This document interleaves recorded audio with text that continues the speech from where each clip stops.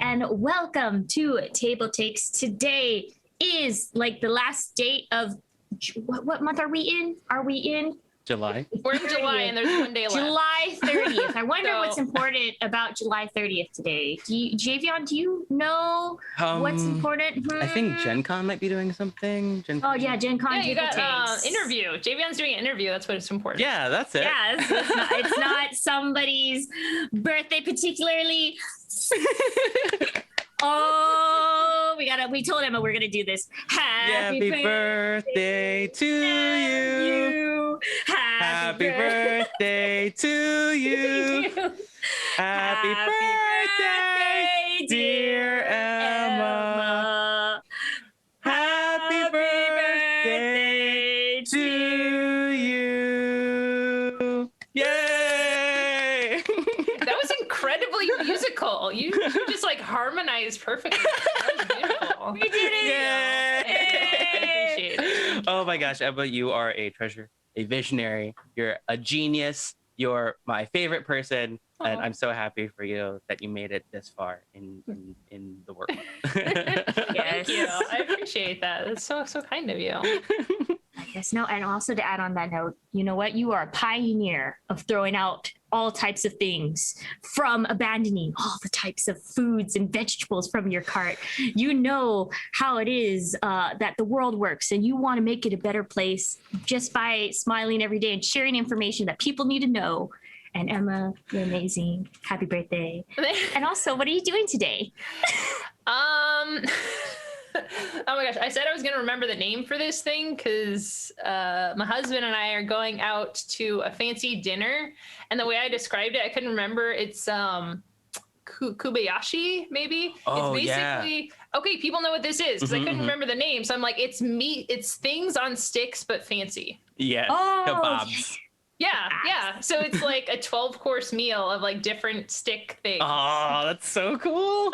I've never been there before, so I'm a little nervous. But if you're in Seattle, I subscribe to this thing called Talk Seattle, TOCK, and they send you emails with like fancy restaurants and stuff. And now I'm like, it's kind of, because I usually go to dives and diners and things, and now I'm branching out a little bit. A 12 branch meal. Yeah.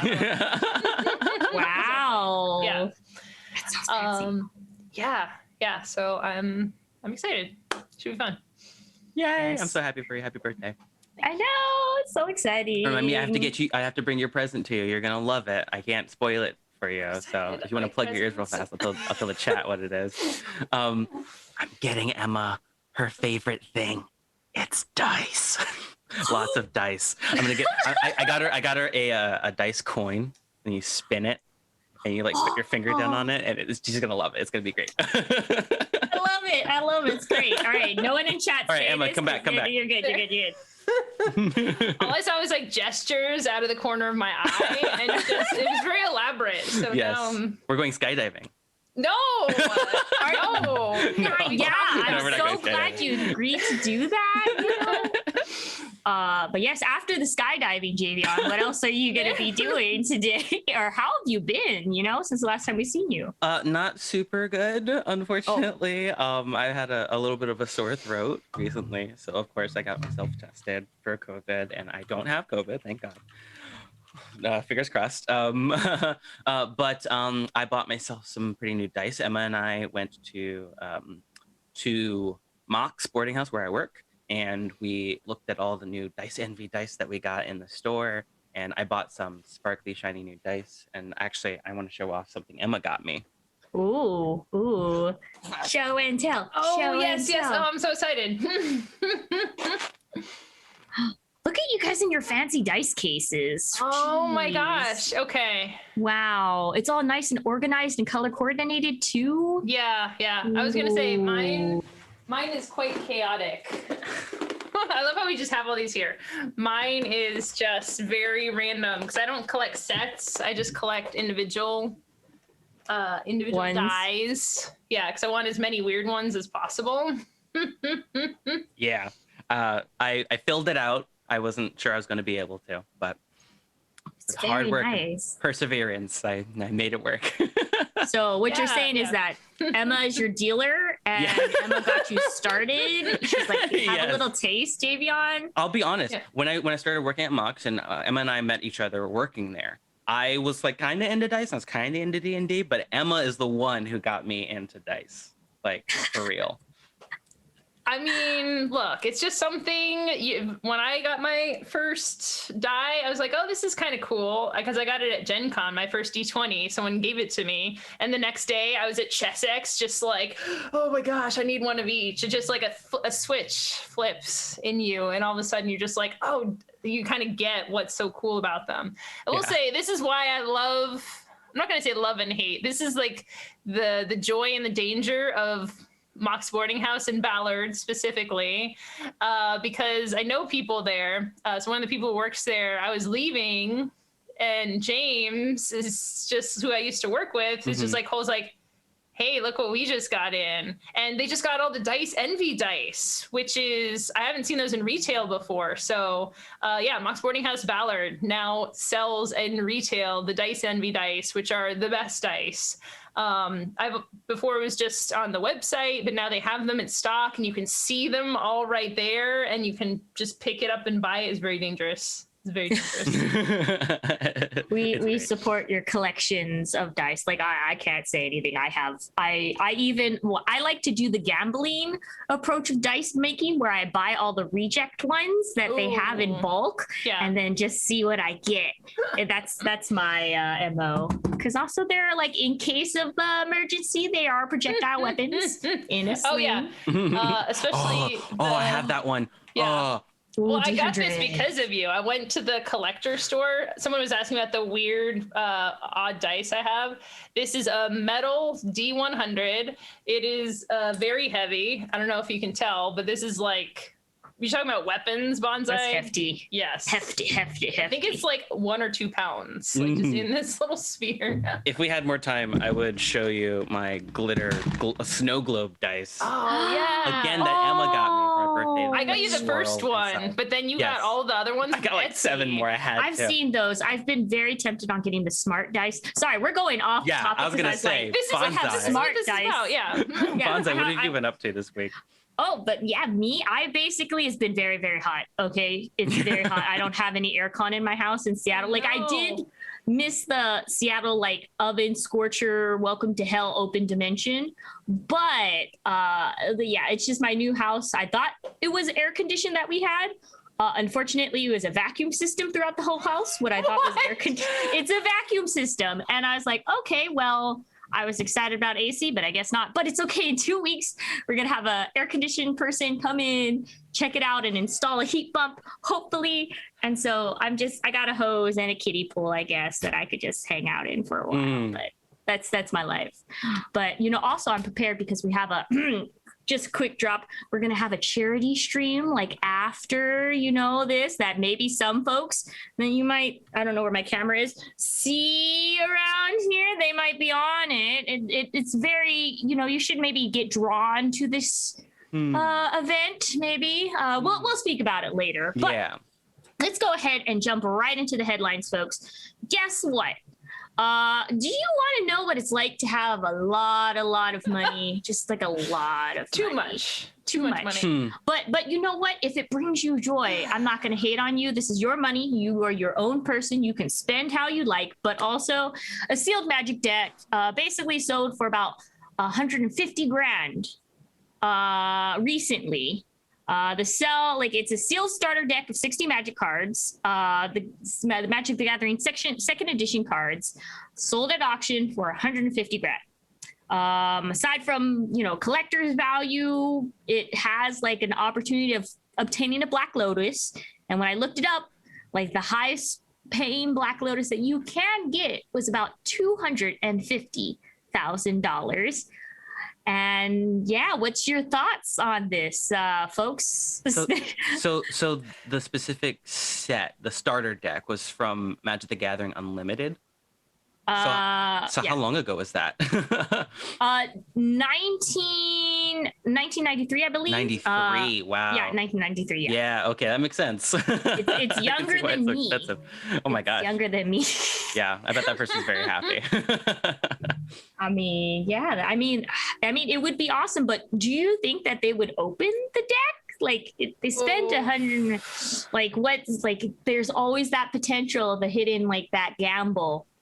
But if there's not a Black Lotus, then you're just because that's a huge gap. I think like the next card down of the most expensive, like the next card up would be about 15 grand. Yeah, it's tricky. Until so it's like, do you just hold it as a collector's item investment? You know? Well, it's definitely safer to hold it as a collector's item, I think. Just to keep it in its packaging, keep its original value from when you bought it, and then just watch it, grow and get more rare as time goes on. I mean, like, it's only been like 2-3 decades since it even came out, and it's already at this price. I mean, like, the chance for maybe something that's like an extra versus like that guarantee. I mean, if it was me personally, I'd just like put it in like a glass case, dust free, only touch it with gloves, air sealed. But yeah, no. Like, I can't even at this. I mean, I almost want to be like, is this even real? I'm sure it is. Like, it was sold by an auction house. I'm sure it's been verified, but like a whole starter box, like untouched for 20, almost 30 years. Is that right? Yeah. Almost just like a box of freaking cardboard. Oh my gosh. And you can't open it. I mean, it's just like at this point, I'm pretty sure that no cards are worth that much money individually. Like this, and I know people buy these things for like a weird sort of investment. Like, I don't know. People are so rich. They're like, oh, I got too much money in stocks. I got money in houses, real estate, whatever. I just need something interesting to invest in now because I have more money than I'll ever need in 10 lifetimes. And they're just like, how much can it possibly increase? Right? Yeah. People buy, even my friends, like buy boxes of, the boxes now are a little different because you get like 24 or 30, 36, I think, booster packs, depending on the box in one. So it's like hundreds of cards, right? But people do buy them like, oh, is it going up or down? Or they just hold on to it. They're like, I don't know, 20 years from now, it might be worth $1,000 or something, which is kind of cool. But it's just, I don't see how I would be too scared. I don't know. I feel like I would buy this. Like, how do you? And then it's worth. You could throw away all that money. It could be worth nothing. It's probably not worth nothing, but it could be worth like $1,000 or something. Probably. Like, what's the least it could be? It could be very low. I've seen it like with the Pokemon, boom. I think it's in a similar way. Yeah. Where it's not just about like buying it so you can sell it later. For some people, it's just about like, oh, look what I bought, showing it off on like Instagram or anything like that. And then just like getting like, like hype around them for, how much money they can spend on like some Magic the Gathering cards. And like, oh, should I open it? Oh, why don't you guys vote in the comments? That kind of thing. So there's other aspects to like collecting rather than just like making more money indirectly. No. I mean, because again, at the point you have more money you can use in a lifetime. So I'm guessing this person probably has, and it's about the cachet, about like at that point, attention is currency, right? Like just like impressing people is currency. Gosh, Javion, like we had packs at Mox that were like $300 for a pack, right? Yeah, and up to I think the most I saw was like $1,000 for like one pack.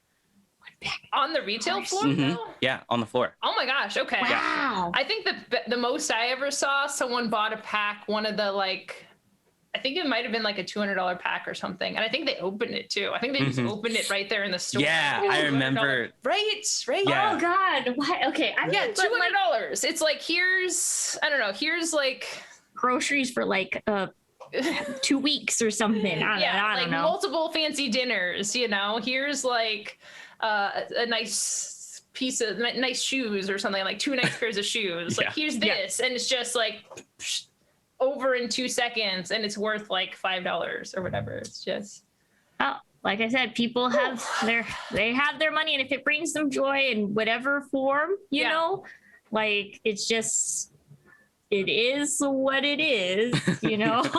All you could be is like, man, you know, as much as I say things, I wish I had that kind of money sometimes. Oh yeah. Like, ooh, yes, I say these things, but also I don't think I could invest in something like that. I would just do property and land. Like that's more of my thing, like get more land and then more money. I don't know. But that's just the thing. Like if you at a certain point, you know, you just like you become comfortable. Like I do have enough income to last 10 lifetimes. Like I couldn't possibly spend all my money, and that's when people start spending on like $500,000 wedding dresses or whatever. Oh, geez. Like. Yeah. Like $1 million cars or whatever. It's like a car and you rarely even use it because it's at your house in Malibu or whatever. I can think of something worth investing in, especially in this day and age. Shipping containers. Ooh. Yeah, indeed. Thank you for that segue, James. Look at that. See, he's like, I don't think I could be a host. I don't think I could be a host for this show. But yeah, no. You know what is also exactly what Javion said. What is starting to get up in prices lately is, hey, shipping containers, shipping prices for all those people who have stuff in order and waiting for it that is coming overseas.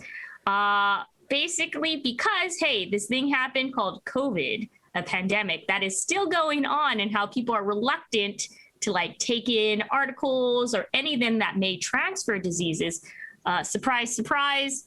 It's going to make things cost more, especially with a lot of shipping delays while they sanitize and take care of all of the necessarily like things to go.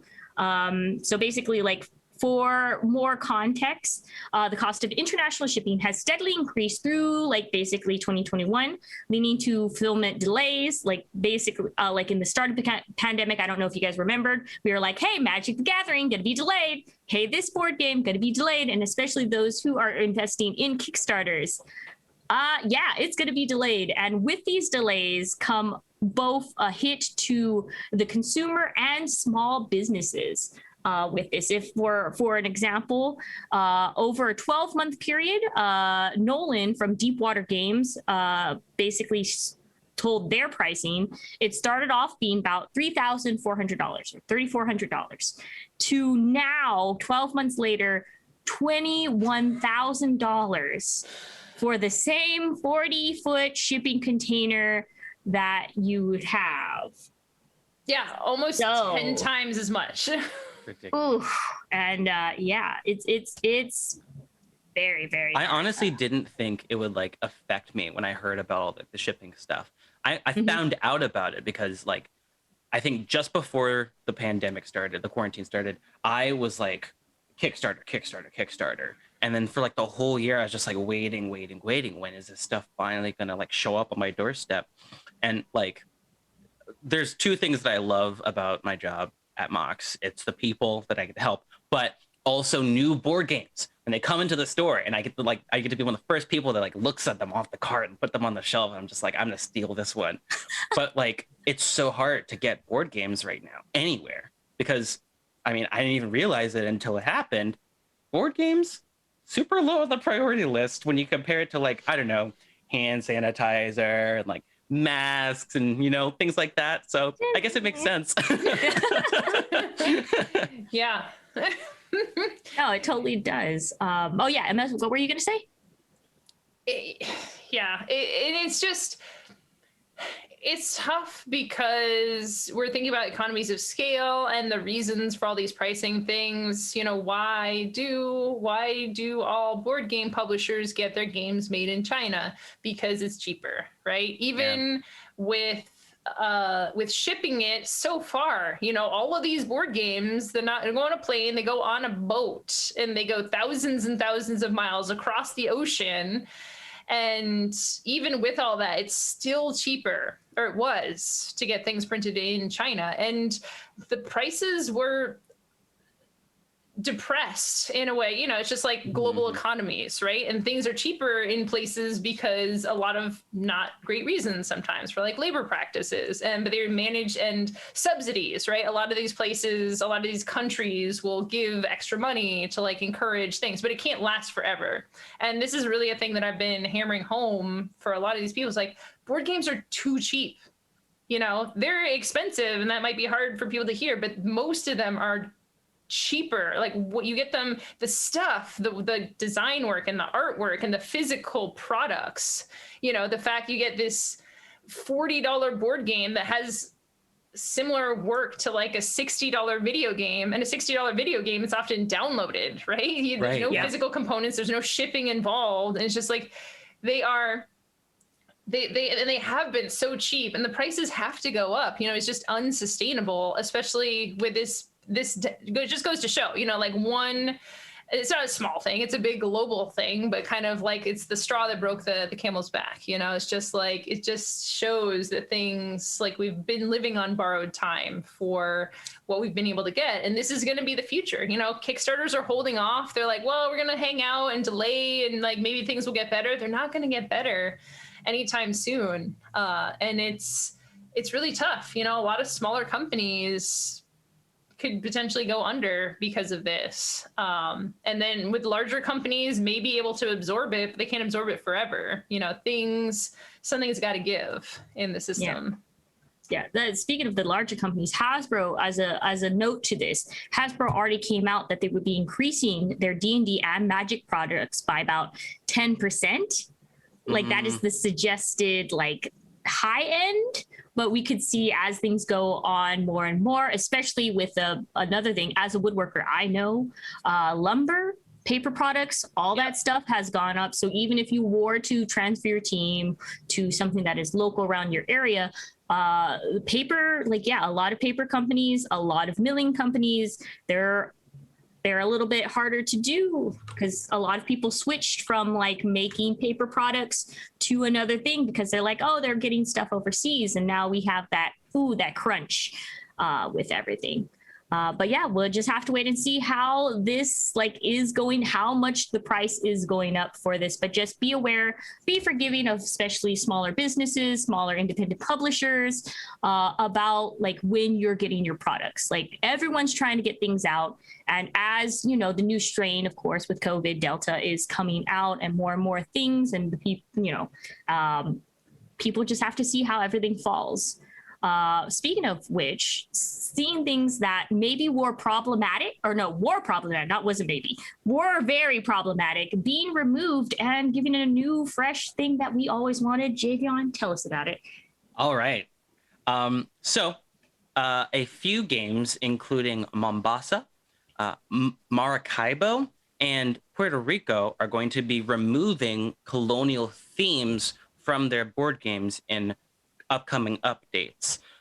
Calvin Wong mentioned in his Twitter thread how this is going to be something that's like pivotal for the industry, but also actually mentioning all of these things, all of these games, and why that they desperately need these Colonial Themes to be removed.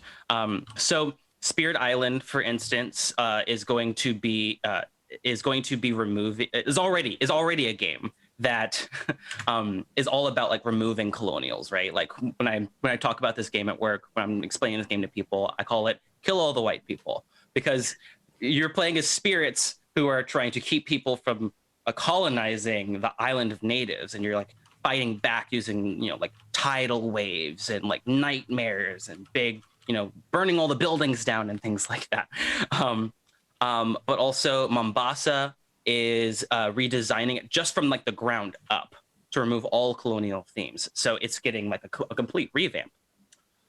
Then there's also Maracaibo, which is getting an expansion, which is going to be similar to Spirit Island, which is going to be, instead of colonizing, it's going to be playing as the indigenous peoples who are going to try to free themselves from foreign rule by liberating themselves and taking over the oppression and things like that. So super crucial. I think this is really, really amazing. And I think we're starting to see people like actually reacting to not just like the times, like people say, but like realizing in hindsight, looking back, it's not too late to change these things. It's not too late to update your game. I think Emma and I'm sure you remember the creator of Lost Ones. We were talking to them about how much representation they had in their game. And while I understand, like it's a smaller company and they have like a bottom line, they don't have as much money to deal with. They mentioned a lot of things like, oh, it's too late to change the art right now. We already have like the publishers doing this, and that. It's not important enough. It wasn't important enough to us back then, so we're not going to change it right now. Like things like that. But like, I think over time, as time passes, when we look back at things like that, if it's important to you, and if enough people yell at you, then eventually you'll realize you can actually make positive change in these aspects.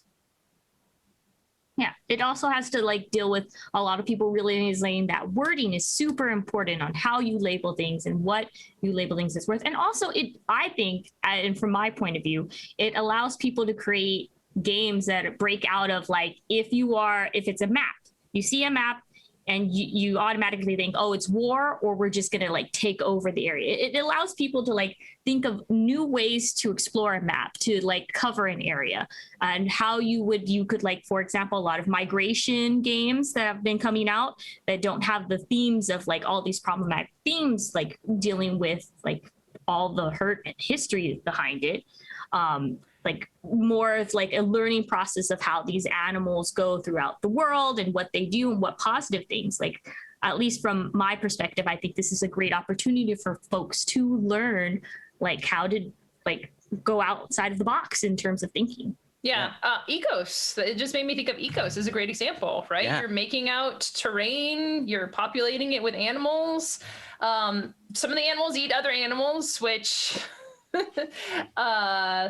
that exists. So there is still death in the game. Yeah. Circle of life. Yeah. They don't have like self-awareness to know what they're doing, but also they're literally like evolved to do it. Yeah. It's just like, it's not going to have a choice. So there's, and we talk about this too in the board game industry, just so many things, if it's whales migrating, if it's you're building houses or something, like there's so many themes out here. We just keep coming back to this colonization. And we were just running through lists of games. I was like, oh wait, this game has barbarians that you kill. This game has natives who are popular there who you just go through and murder. So many of our board games have this, and it's so intrinsic that often we don't even see it anymore.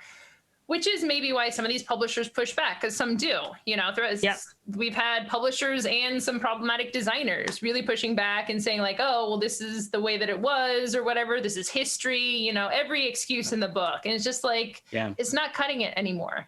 These publishers are demonstrating that you can change those things, and you can start small. Even I think the newer iteration of Puerto Rico changed the cubes that are forced to work, the worker cubes, from brown, because they were slaves, right? They changed them to purple, kind of simple. It's not a huge difference, and it's not quite enough, but it's a step to go there to say like, hey, we acknowledge the problems of history, and continuing to reenact these in a way that divorces it from reality and from the pain and trauma just reinforces it as a system within our society. Speaking of which, Puerto Rico is actually getting an updated version in 2022. Yeah. So it's not going to have like colonial themes at all, apparently. So I mean, like besides just like changing the colors of things, like having a revamp from like the ground up, it takes a lot of guts to do that. To take the risk that people will still want your game. I think honestly, I think it's a good move. I think it's a smart thing to do. I think it's exciting. Yeah. So while you could be scared that people are like used to a certain thing, you have like a board game geek rating already, you don't want to like see it go like have something competing with that with the same name. I think it's worth more to have a game that people can be proud of. Yeah. As time goes on. Yeah. And it's like played Puerto Rico as part of this board game breakfast thing that I would do with my designer friends. Not board game breakfast. No, that was a show. Board game book club. Wow, I totally stole someone's show. I did not do board game breakfast. That was other people. Emma was in charge of club. Yeah, board game book club, where we'd get together. We'd kind of take our vegetables by playing older classic games or whatever. And we did play Puerto Rico. I'm just like, I can't.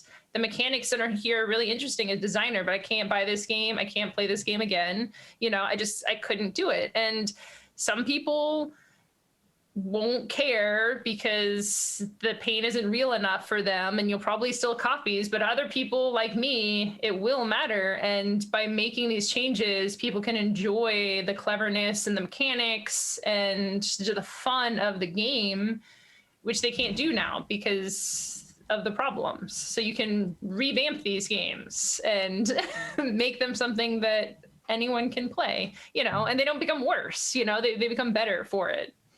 Yeah. Mm-hmm. Oh, yeah.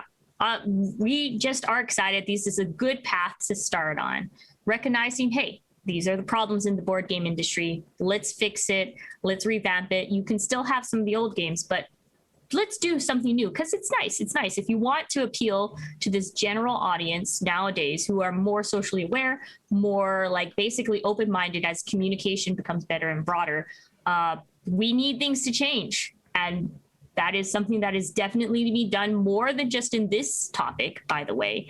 We're going to go ahead and roll on to another topic that some people may have heard about, definitely have heard about, basically throughout this entire week. I'm not going to hash on the same thing over and over again because I want to focus on a different article or a different point of view from this. But if you haven't heard, Blizzard is basically under like investigation of how they treat especially women in their company, women and people who identify as feminine folks in their company. Basically lots of allegations. Just going over really quick, we'll go ahead and post the Kotaku article if you want to go ahead and read more about it, of basically how these people position in power, abused it, laughed and joked about it in many ways, and how a lot of people are like, oh, we didn't know it happened, even though there's lots of like, now these voices are being heard. All of these people that have been harassed have been like, are being heard, and allegations are seeing court. Like, people are getting justice, hopefully, because it hasn't ended yet. There's still an investigation, but we're hoping that these are going to be a change away from this, like directly quoting, frat boy kind of environment where it's very toxic and like misogynistic to a lot of folks within this gaming company, in this industry. Just recently, yesterday, the thing I wanted to focus on is that as a community in Blizzard around the world, around the United States, around like the company itself, there was a walkout, basically like in like with those victims of like all of this stuff that is happening. And I think that is something that we really should focus on. Like, hey, they're taking steps and we are seen as a community, we don't want this anymore. We need to take a stand for this. And you know, this is not the only gaming company that has happened. Like Riot as well had allegations coming out, Twitch as well. Things are coming out. The whole Me Too movement with a lot of people with position and power abusing that and, you know, making people feel uncomfortable, putting people in situations that traumatize them. And as a community, we need to like start saying, if you see something, say something, kind of thing, you know? Yeah, absolutely. And I think what's heartbreaking and heartening at the same time is people, because of the upswelling, people either just being fed up enough or feeling some amount of confidence that other people are talking, is just calling things out to in a public space. And it's really hard, especially for the women. You know, a lot of times when we say see something, say something, we're talking to allies, we're talking to men and other people who are in positions of power, because often when women speak out, it is not taken seriously. And it's really hard, and there's a lot of risk to talking about these things. But people are talking about it, and it's good to see, you know, everyone, it's a system. This is the most important thing. You know, there's a couple of people directly named in the lawsuit, but it's just, you dig deeper and it's just the whole group of people. It's a systemic thing, and that's why it's a problem throughout the industry. It's not going to be fixed by us scapegoating one bad person, one bad actor, and saying, well, this was a bad person and they did a bad thing and everything else is fine. It's really rife throughout the whole thing. And it's important to know when some of these people are saying, oh, I didn't know that this one person was a problem, and a woman replies to this former employee of Blizzard and says, like, hey, you did the same thing. You belittled me. You didn't believe in me. You didn't give me opportunities. And the thing to me that's tough about this, I mean, the sexual abuse and the harassment is a problem, but also it's career oriented. And a lot of the stuff that hit me the hardest was the fact that, you know, people say women don't belong in the industry. Women don't belong professionally. They aren't as interested. They aren't as good as these things. But time after time in the statements, it was, these women are working their asses off. Like, us women in the industry are working our asses off. And a lot of times it was, the credit was taken, it was ignored. A woman would sell twice as much as a male counterpart, and the male was promoted. So a lot of these things is just, like, any times that you're saying, you know, it's just like, it comes down to profession in the industry, and then having role models who women leave the industry, you know, because of these problems. And so I think it's just, yeah, just everything that you believe or you think you believe is lies, you know, any of the stereotypes, even, you know, it's stuff that's been manufactured. And a lot of the things that they're asking for with the walkout is not even just related to women and women's rights. You know, it's helping anyone, especially marginalized groups, things like communication about salaries. Even just, these are the things that help employees. You know, companies don't want them because they're bad for the companies, but they help people. Just knowing how much the person sitting next to you makes, when you get hired, you know, knowing, oh, why was I hired so cheaply? Like, why aren't you paying me enough money? You know, and games as an industry, it's a passion industry. It's like music or different types of art. People come into it, they have a passion for it, so they don't care. They're like, I'll do whatever it takes. And that really opens up to exploitation. So I think the industry really needs a shakeup of just transparency. Mostly is what it is. Yeah, couldn't agree more. But yes, like, please, I suggest that you read these articles, read about the stories, and also look at what people are saying, their personal stories of what's going on from their point of view, and make a decision yourself on how you do that. But I think the more important is things like, hey, recognize that there are a lot of problems. Like we said, Black Lives Matter, trans lives matter as well. All these things, like, speak out. Women, like, you know, women are equals. Come on, equals. This is not a very hard concept, okay? Like, we're all just meat sacks. We are water bags. So come on. Bags of water. Bags of water, all right? But yes, so on that note, with that, we're going to go ahead and take a step back, because I know that this subject is very hard to talk about for a lot of people. And we're going to go ahead and do some really fun stuff right now. Sorry for the whiplash, but yes, Emma, you get it. I heard that there's a name change going on for a very cool company that you know of. Yeah. So I just saw this pop up today. So super fresh, hot off the press news. Board Game Brothas is now Colorway Game Labs. The announcement is on their website, which I will post here. This is a company made up of Omari Akil and Hamo Dennis. They created Rap Gods, which released in 2020, and will have a second printing available in 2022 because it's sold out in an epic burst of awesomeness. And also Hoop Gods, which was kickstarted in 2020. They're both available for pre-order on the website. They're awesome games. You should check it out. And in their statement, they noted that it was a company started by two brothers entering into a world of board gaming with dope ideas and a tiny picture of what's possible. The branding was perfect for that, but the name felt limiting as they're growing into the future. They wanted to bring in new people and energy to the team. And it's important to make sure the brand is inclusive and be a powerful representation of everyone involved in future projects, regardless of race or gender. Their words are so beautiful. These are amazing people. And I'm just excited. I've watched Omar Akil and all the cool stuff that he's been up to as a designer, and I'm just really excited to see. I'm like, are they going to be a publisher now? Can I pitch my games there? Are they going to broaden their scope with the kinds of things that they're doing? They say they're bringing on more people, so it's really cool times to see this. And I think it's important to note the name change, because if you've kept track of the Board Game Brothas, now check out Colorway Game Labs and keep an eye on this company, because I can only imagine they're going to continue to do amazing, amazing stuff. That's so awesome. Yeah, that name opens up to so many possibilities, not only just different cultures, but also LGBTQ&A communities as well. So I'm excited. I don't know. that is such a good name. You know what?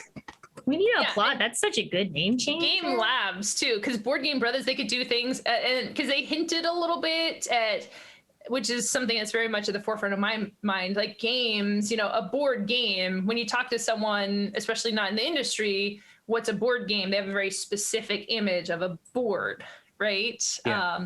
So calling a game as like, I don't know, digital stuff or role-playing game stuff, it's just so much broader, the kinds of things you could do. And then labs makes me think of experimentation and like kind of pushing the boundaries. So yeah, this is very exciting. Yes. And also more exciting news that we had to pull out of somebody to tell us, Javion, what I wonder what news that was, that we just somebody was very shy, not willing to give credit to themselves where credit is due. What was it? What's going on, Javion? One of the best people who has ever lived, just casually mentioned that their award-winning card game was just nominated for yet another award. Emma, happy birthday. Congratulations. Abandoned All Artichokes has been nominated for Best New Card Game on the UK Games Expo Awards. So, I hope you all know what that means. That means you need to go to ukgamesexpo.co.uk, follow the link that's going to be in chat, and make your account and vote for Abandon All Artichokes. I already did. It literally took me 2 seconds. I know that you can too, because I would really, really love to see Emma's card game win another award, because it deserves it. And also because I desperately want this to be Emma's birthday present. So there you go. There's a lot of other games that have been nominated. And you can find a lot of different games for a lot of different categories, such as Best New Accessory, which I think is amazing. You can find D&D accessories and stuff like that you can vote for. Best family game, you can find stuff like Zombie Teens and Daring Dust Bunnies.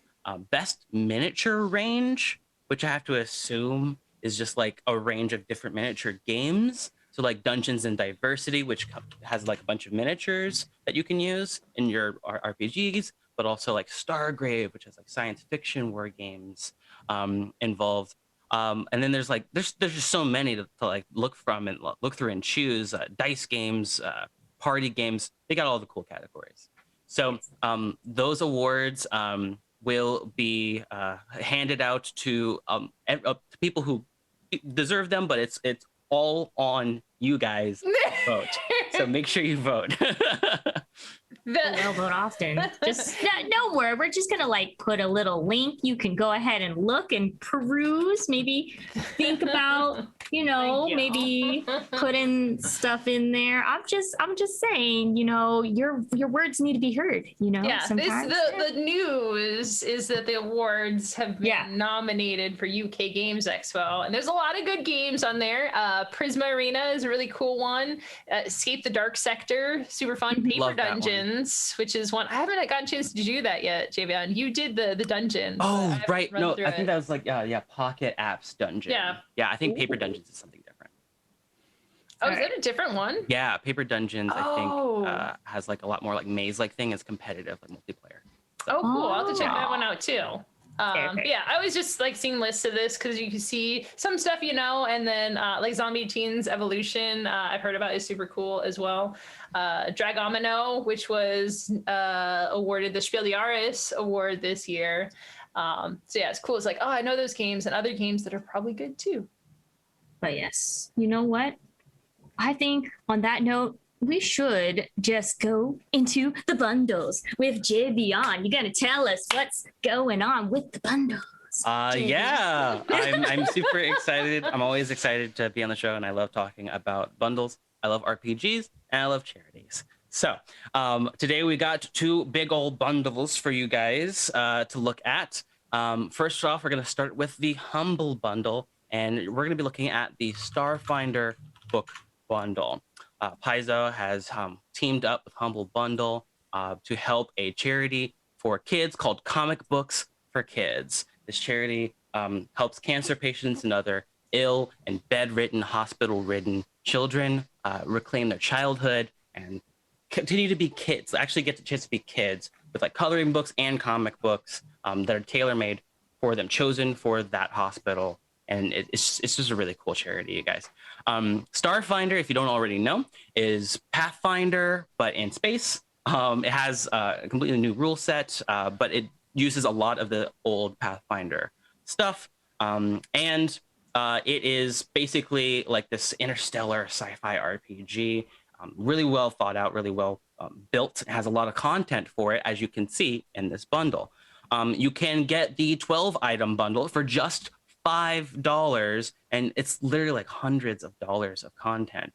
But if you're looking for something physical, you can bump your donation up to $50 or more and try to get the Packed Worlds hardcover, so you can get a bunch of adventure settings for Starfinder, and the Starfinder beginner box literally shipped to you so that you can play in person again if that's something you want to do, or if you're trying to stay safe at home, because we all know the Delta variant and many different CDC warnings are starting to push back on us, then play at home. And you can play with all the PDFs that you'll get with lots and lots of flip mats and different adventure pads and things like that that will enable you to play at home. So that's the Starfinder book bundle on Humble Bundle, supporting comic books for kids. The next bundle that we have is the Bundle of Holding, which always does amazing work. And this time around, they're showing off the Warlock bundle. The Warlock bundle is full of Warlock RPG items. Warlock is a tabletop fantasy role-playing game.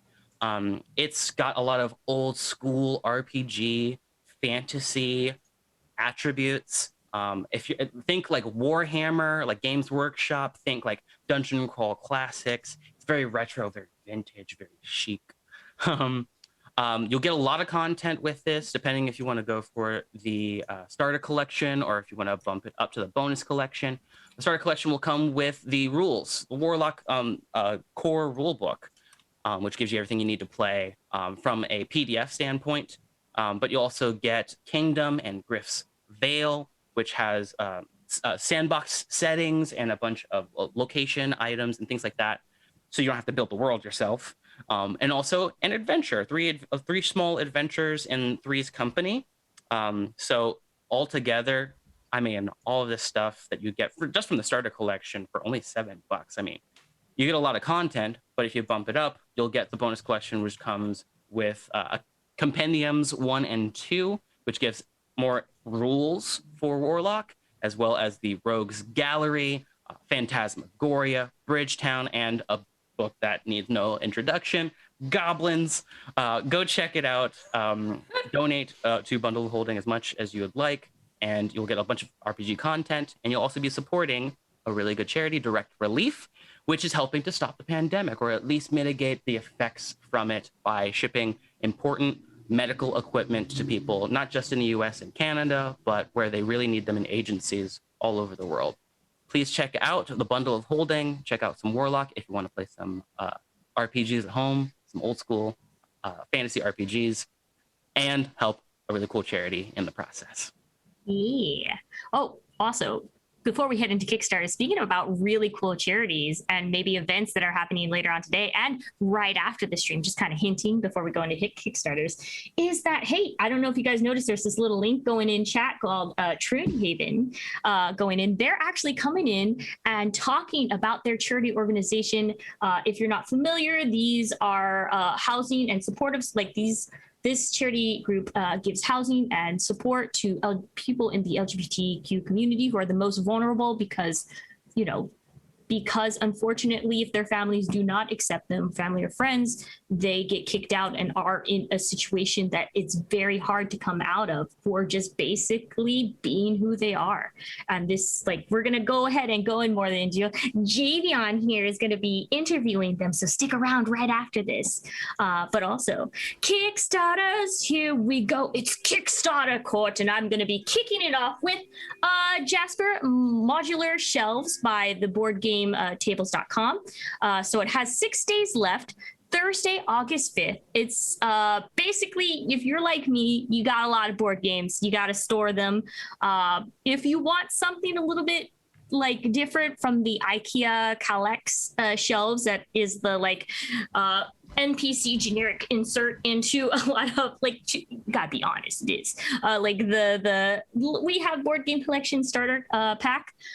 This is another solution to that if you want more customizable storage. As a woodworker, I'm going to tell you, this does look like, from what I see in the products, does look like very high quality, easy to assemble sets that you can modular, binocular, that song, ring, ring, ring, banana phone, kind of thing. So that's basically it. It comes, these shelves are easy to assemble, made out of solid wood with stains. A lot of furniture, if you guys didn't know, is made out of MDF. Very surprising. A lot of people don't know it's just varnish. It's just varnish. So it's more solid material that you're getting. They come in 4 different styles, just like, of course, the Kallax shelves, and deep enough to accommodate all of your games. You get this, you get your choice of what kind of wood you use, drawers, pull drawers and stuff, and doors you can add with magnets. So the cool thing is that it is designed to work perfectly as cubes and, square-ish objects, very square objects, rectangle squares. And they're made to attach with each other, even if it's a little bit off-centered. So it's always made as a kind of interval. So you can just Tetris it inside each of the corners. But yeah, if you want something you're looking for, keep in mind, like we said, shipping is probably going to take a bit. But if you're willing and you have you want to upgrade from your IKEA shelves, this may be an option out for you. And that is Jasper Modular Shelves. Yeah, this looks really, really cool. I have the shelves. I'm sure you guys have seen them already. The Kallax shelves where I store all my games. And I love that you can move around the different areas and the cabinets. It looks like typically in the pictures I've seen, they put the cabinets where you could put the smaller games at the bottom, which is very, very good, because I'm no stranger to putting lots of things in cabinets, and if it is too heavy, it will fall out through the bottom, and having it close to the ground is very, very good in my opinion. I like that they're you can customize them and move them around too, because I'm in a studio and I had to take up this whole wall for this shelving that I decided to put in.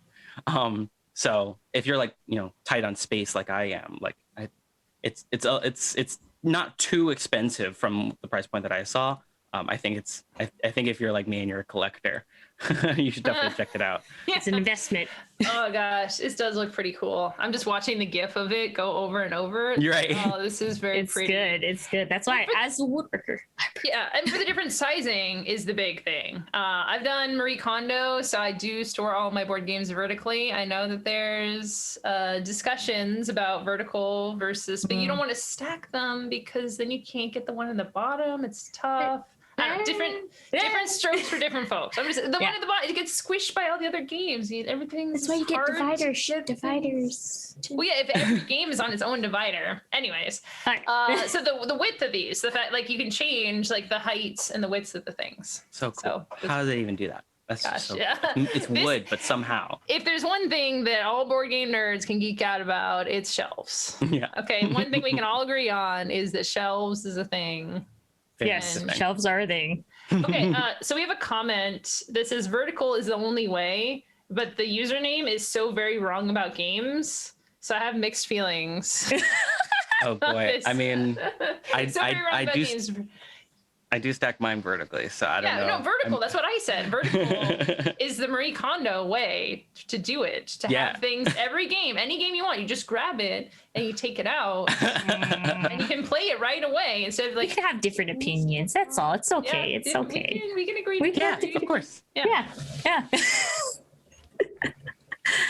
No, but yes, and I feel like, that's not the only Kickstarter, Javion. What other things do you have to talk about? Well, I have a Kickstarter, and I heard you already talked about this one, but I'm gonna talk about it again. Do it. I have this game. I Kickstarted it. I was so excited when it showed up. Emma and I played it together. I loved it. It's called Spire's End Hildegard. So this one hasn't actually released yet, but Spire's End has. So Spire's End is a card game, sort of like a choose your own adventure, solo and cooperative. And the original one, the one that's already out, is like this dark, creepy, like horror adventure, like lots of like dark black and red and white, you know what I mean? So it's sort of just like this like gritty, like grim horror kind of feel to it. Whereas this new one, Hildegard, is completely and utterly just feel good gaming. I love the idea of this so much because when I got the original Spire's End, I was like, okay, I'm gonna handle this. It's horror, but you guys know how I feel about horror. Yeah. I'm gonna be fine. Emma's here with me. We're gonna play it together. We're gonna get through it. It wasn't all that bad. It was kind of creepy, but this Hildegard. Okay, listen. In Hildegard, you have 4 chapters, 400 story cards, 25 illustrations per chapter, and a bunch of custom dice that are made specifically for this game. And you get like some cube markers and a rule book, but there's like not a lot of components to it. That's what's so cool about it. It's like a storybook. You just flip cards over, read them, make decisions. Sometimes you roll dice, collect some items, and you just flip more cards, make more decisions. It's just so sleek, like minimalist. I love that. But also, you're playing as a hero named Hildegard, who is on their first assignment as a messenger. And you're going to be doing things like choosing what breakfast you want today, or like, should I trade this like a fish that I found that I caught that I'm really proud of, or maybe the berries that I foraged. Like, I'm so excited. I love this kind of game, where it's just like cute and simple and like easy, no drama. You know what I mean? Yeah. Oh my gosh, yeah. You said you backed this, right? The Hildegard? Oh, Hildegard. Yes, absolutely. Of course. Yeah. I'm like, okay. We play games a lot together, so I'm like, this game. Like, this is so much more. Because I agree. Like Spire's End, I was like, okay, Javion, I'll take a chance on this, and it was, the horror part wasn't that bad. I think in games in general, horrors, it's different than a movie, right? When you watch a movie, it's like, it's tough. I'm not great on horror either, but the game was just very fascinating and very interesting, and having it in this like warm, fuzzy, there's probably still gonna be some stuff that happens in there because it's the prequel, right? Yeah. So we know bad stuff happens, but I'm excited. Yeah. Very exciting. I think we also have one more Kickstarter left. Yeah. Another really cool, very, very, very important Kickstarter for several reasons. You may have heard of a little show called The Brothers Murph. Well, they're starting season 5, and their Kickstarter is here. Season 5, more Murphs. The Brothers Murph are going to be building a studio. So typically in the past, they've used the same Gen Con studio, but looks like they're getting their own studio. We're all very proud of them. And they're also making their own unmatched Battle of Legends set. They're calling it the Unmurphed set. It's very funny. Where you get to play as the Brothers Murphs, and they got like their kicks and punches and their feints and all this other cool stuff. They're gonna have their own set, and you can help make that happen. You're gonna help them build super games, and I don't even really know what that means. It sounds epic. It sounds huge. So check out their Kickstarter. It has 14 days left, and it's going to end on August 14th. So you still have time. It's already been funded, so you can rest assured Brothers Murph are going to be coming back. Oh, yes. Nice. And now with our Kickstarters done, guess what? We have the most important thing we're going to transition to. So if you guys wait for 5 minutes, hey, like I said, we are running a charity stream going on today. And have been doing charity streams the whole week, basically benefiting Trinity Haven. Our lovely Javion is going to be interviewing them. So just hang tight after this, and you can get more information about this awesome organization that helps so many LGBTQ communities out there. And yeah, people need to realize that this is very important because they lose a lot of things. A lot of people, when their families are not accepted, if their friends are not accepted, like that's a whole, like your whole world is ripped out from under you just for being you. And this is a very important organization that we please just donate to. Javion's gonna go ahead and interview them, and all you have to do is wait 5 minutes to get more information on this great charity. So yes. Really quickly, I just want to say, please tune in for it. This is kind of an emotional interview for me because of how important it is, specifically for me. You'll find out why later, but I really hope you guys check it out. But yes, all right. And also one more. Happy birthday, Emma. Have a great day. All right. See you guys in 5 minutes. Goodbye. Bye. Hi, everybody. Welcome back. Thanks for sticking around for this interview. Today, we have the pleasure, the privilege to speak to Lakecia Walton. Lakecia, thank you so much for coming here, for being with us today. How are you doing? I'm fantastic. It's Friday. It's very hot. It's 6 o'clock my time, so it's almost time for the movie night here at the house, what I'm very excited for. Oh, what are you gonna watch? It's Scary Movie today, so I think we're gonna watch something called Unfriended, which Unfriended, or the new Fear Street series that's on Netflix. Oh, okay. Yeah, I know of Unfriended, but I kind of just hate horror, so I kind of just stay away from that stuff. But I hope you enjoy it. So thank you so much for coming in. So you are here representing Trinity Haven. What can you tell us for the people who don't know? Trinity Haven is a nonprofit here in Indiana. We serve homeless and housing insecure LGBTQ youth ages 16 to 21 here within our transitional home, where I'm the housing director. And we also have a host home program where people who are gracious enough to open their doors to any homeless or housing insecure LGBTQ youth, they can stay there for 6 months, and the age range for our host homes program is 16 to 24. Here within the house, that youth can stay here for 2 years.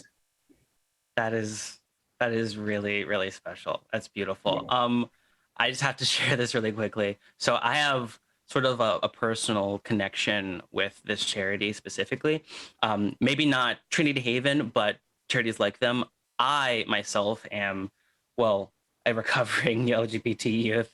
I was kicked out of my home at a really early age when I was 18. I was all set to go in Seattle, but I had nowhere to stay.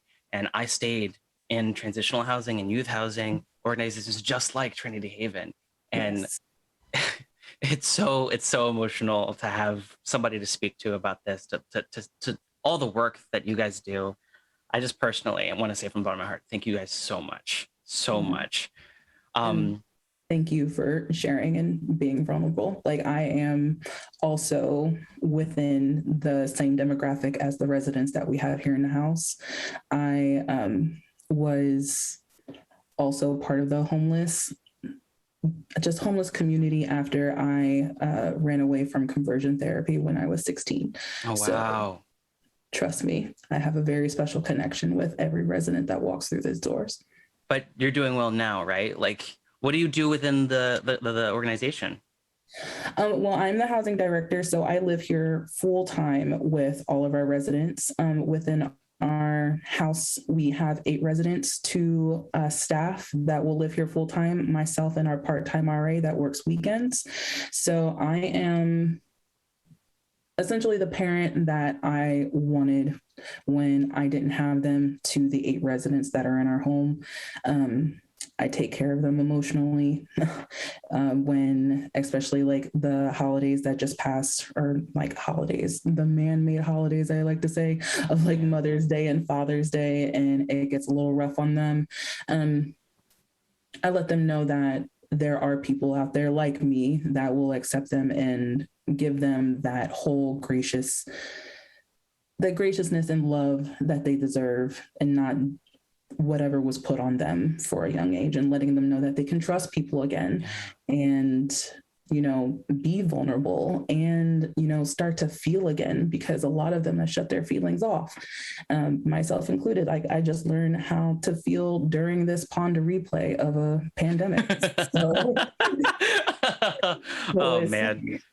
We got a whole Panda Express outside. A whole Panda. Put your feelings in the freezer. I got you. Let's defrost it. Wow. And let's see what it is. So that's what I am. Just trying to be the little guidance counselor that could and can. Man, these youth are so lucky to have somebody like you to like work so closely with them. Do you get to make those like personal connections with them? Does the organization encourage that kind of thing? Yeah. I want to be able to make those personal connections, only because I know how hard it is to let down like the Attack on Titan walls that everyone has built, like the 3-layer wall that they got going on. And to get past those walls, like, I'm not a Titan by no means, but to get past it does take work. And I want to let them know that they are special and gifted and talented, and they can do anything they want. And it's just going to take someone there to remind them that they can start to put those walls down and be comfortable with not only who they are, but have it sink into them, because it's going to take a while, because, you know, they haven't had that in so long where they feel as though they're safe, that they are safe not only within these walls, but within themselves, to be truly who they are destined to be. Wow. So Trinity Haven, I know, works really closely with Gen Con and has done so in the past before, right? Yes. Yeah. So like what capacity? Yeah, go ahead. So our residents, as you can probably know, are within the ages that, you know, are just very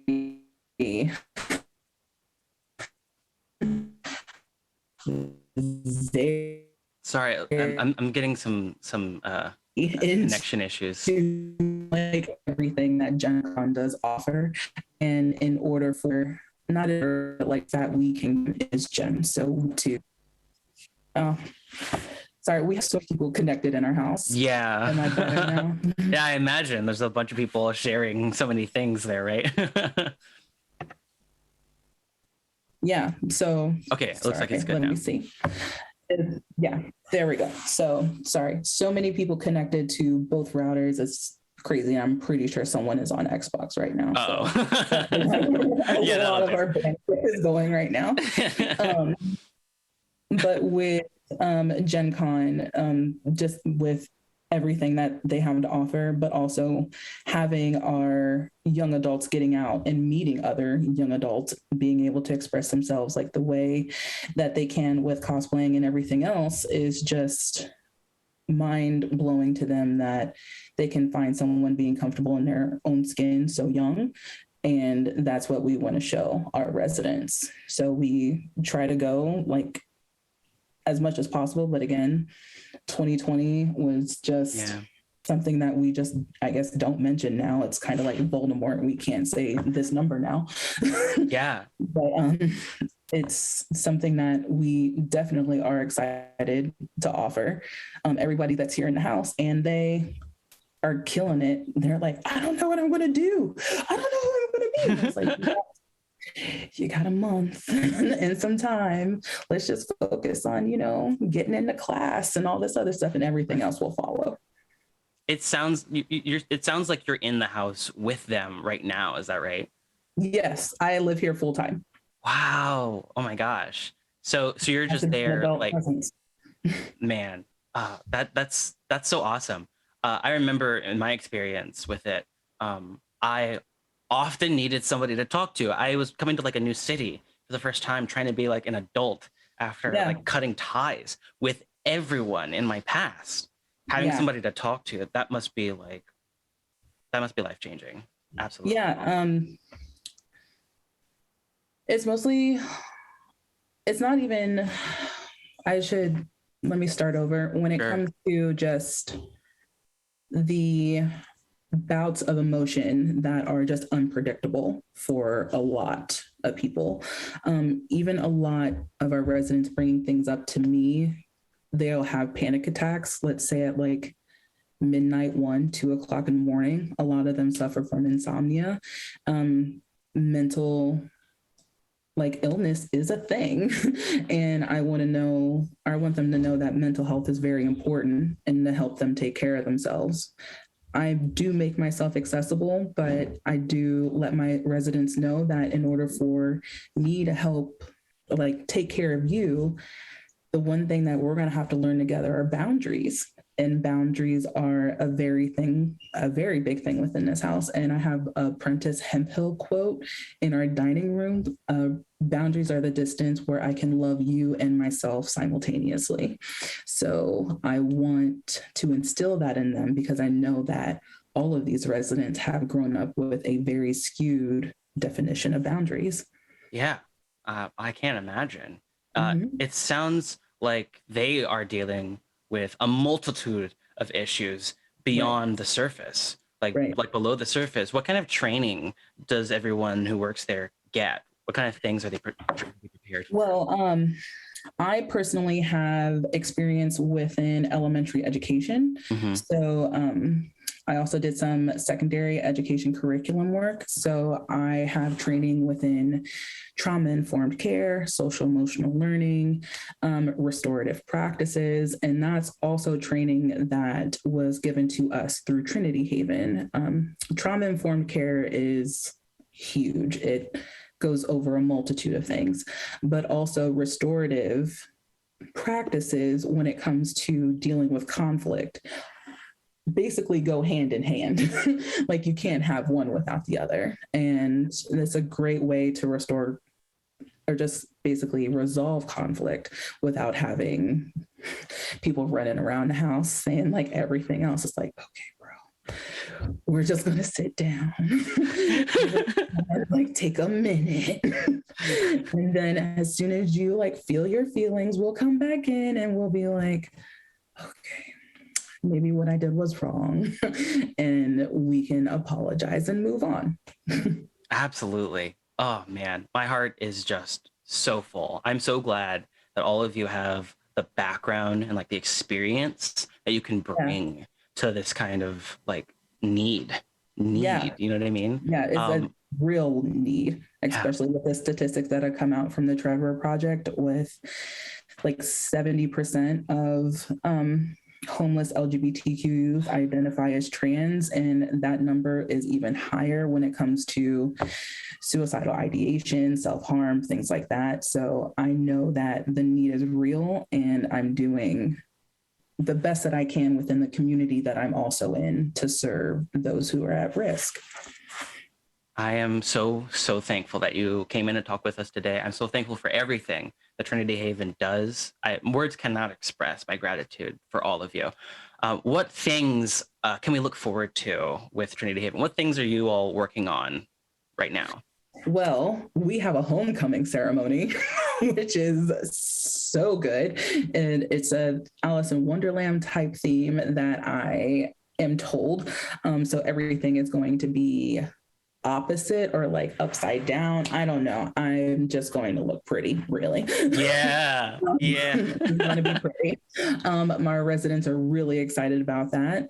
When it comes to what I am personally doing, I am getting some of my residents who have not graduated with a high school diploma into their GED classes next week, so they can start getting certifications. I have someone that just got back into high school, which is fantastic. I've had all these residents, or like half of my residents, go on job interviews. I had a resident that's just doing everything on their own, and all of a sudden it's like, hey, I got accepted into IUPUI. I'm like, what? Whoa. What? I was like, hold the phone, flag on the play. Like, when did you do all this?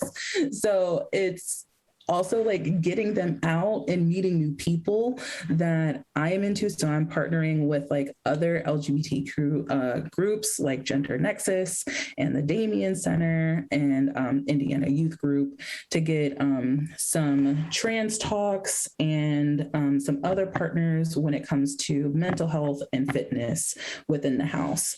And that is everything that I know that I can do, and I know that I want to do more, and I'm just still trying to find those stepping stones.